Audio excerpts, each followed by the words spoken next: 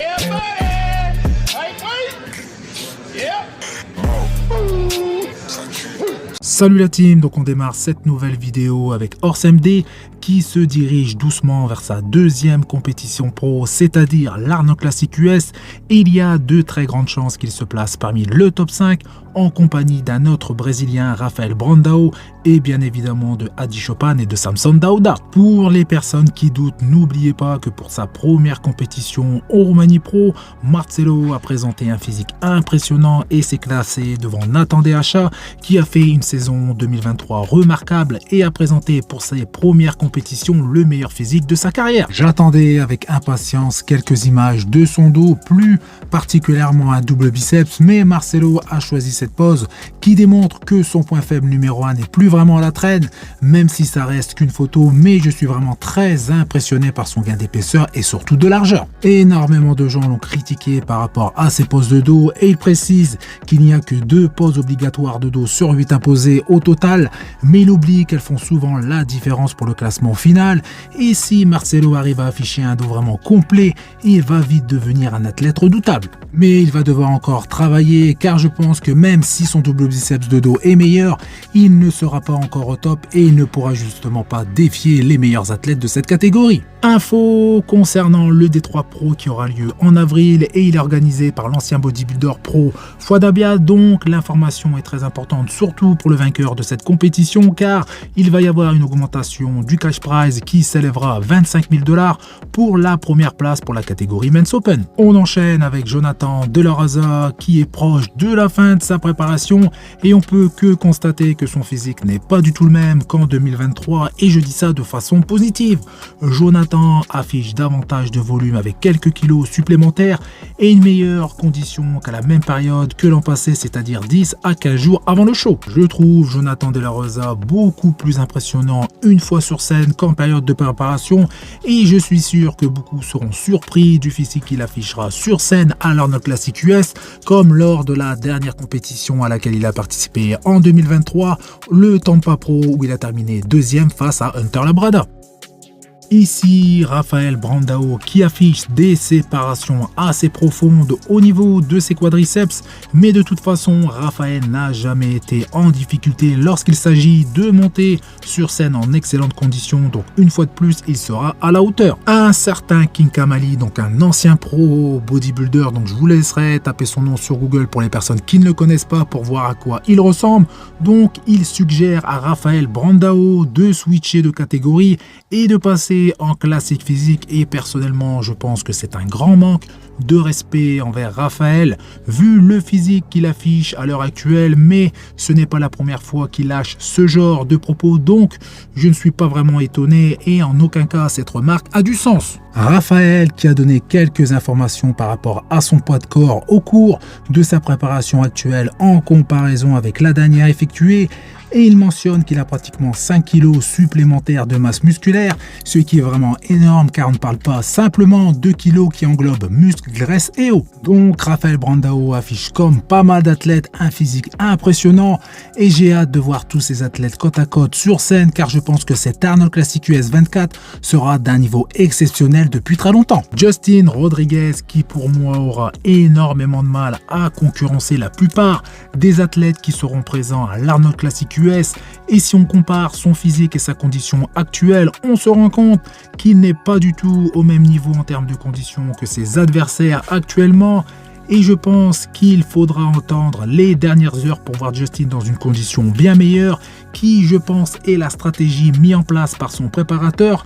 Par contre, en termes de volume musculaire, bien évidemment, Justin est plutôt impressionnant et n'a rien à envier à personne. Donc, il faudra encore patienter pour voir Justin Rodriguez déchiqueter.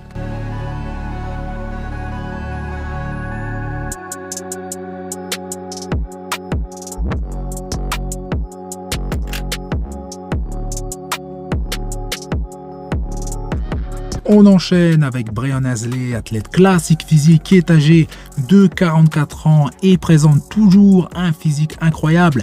Et je pense que son choix de ne plus switcher vers la division 212 grâce à l'augmentation de la limite de poids en classique physique est une excellente chose vu le niveau qu'il présente sur scène, et très peu d'athlètes sont capables de monter sur scène avec un tel niveau à son âge, et il fait toujours partie des meilleurs athlètes de la catégorie. Et le plus impressionnant, c'est qu'il affiche son meilleur physique en affichant un physique plus volumineux et une condition de top niveau.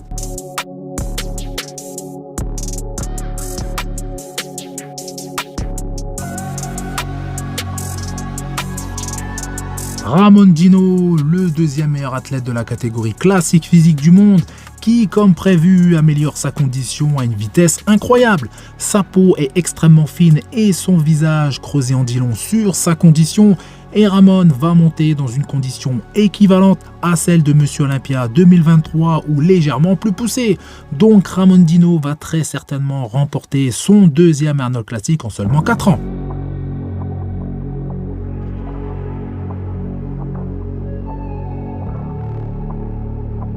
Petite séquence vidéo de Samson Dauda à moins de 2 semaines de l'Arnold Classic US qui va défendre son titre face à des athlètes en super forme, mais principalement face à Adi Chopin dans une forme également phénoménale.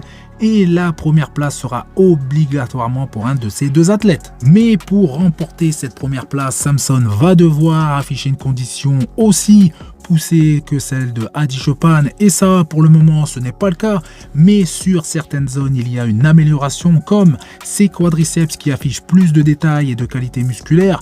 Et il faut prendre en compte également que pour la plupart des athlètes, leur physique se transforme littéralement sur les 3 derniers jours avant la compétition en ce qui concerne la condition, mais certains apparaissent voilés sur scène à cause d'une recharge mal gérée ou vis-à-vis de certains produits utilisés comme l'insuline. J'ai remarqué aussi que ses pectoraux affichaient également, tout comme ses quadriceps, plus de détails et de qualité musculaire avec une peau qui est beaucoup plus fine.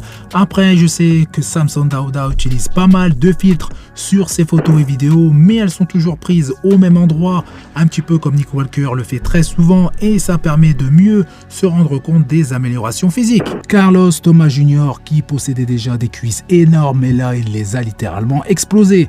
Carlos est un athlète assez petit avec une masse assez conséquente, mais une fois à côté des meilleurs athlètes de la catégorie Men's Open, Carlos n'est plus aussi impressionnant et il a encore besoin de plus de volume, mais de façon équilibrée car son physique de 2023 ne l'était pas, et Carlos a également eu des problèmes pour afficher une condition très poussée sur scène. Nick Walker a 14 semaines du New York Pro qui continue de récupérer lentement et ses cuisses apparaissent assez volumineuses, assez pleines, mais Nick Walker a toujours affiché un décalage entre le haut et le bas de son physique, donc à voir si au New York Pro il aura réussi à rattraper ce décalage ou s'il lui faudra justement encore plus de temps pour progresser sur ce groupe musculaire en termes de largeur et d'épaisseur. Michael Daboul, qui contrairement à sa préparation pour Monsieur Olympia 2023 où il était vraiment très actif sur les réseaux sociaux pendant sa préparation, mais pour cet Arnold Classic US il a vraiment été assez discret depuis quelques semaines, et cette préparation a été assez difficile vis-à-vis de la fatigue et de l'enchaînement des compétitions. Michael a justement posté quelques photos récemment et franchement, avec un physique fatigué, il nous sort un physique vraiment impressionnant qui est déchiqueté de la tête aux pieds avec sa dureté et sa qualité musculaire habituelle, très rond et rempli. Donc Michael Daboul sera bel et bien prêt pour affronter Ramondino à l'Arnold Classic US. Donc voilà, c'est tout pour cette vidéo. Donc comme d'habitude, vous faites péter les pouces bleus, ça fait plaisir. Vous pensez également à vous abonner pour ne rater aucune de mes prochaines vidéos et je vous dis à bientôt. Salut!